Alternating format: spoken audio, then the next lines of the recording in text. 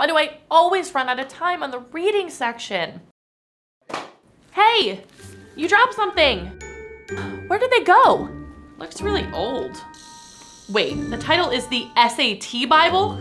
How ridiculous.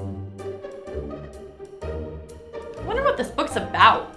If you are reading this book, then you will find the secrets to getting a perfect score. The god of the SAT. What the heck? I did mess up with the time. Maybe this book can help. I mean, it can't hurt, right? Oh wow, there's a chapter for time management? Time yourself when you practice at home. Oh, I'm sorry. I'll finish that chapter when I get home. Oh my goodness, I get it now.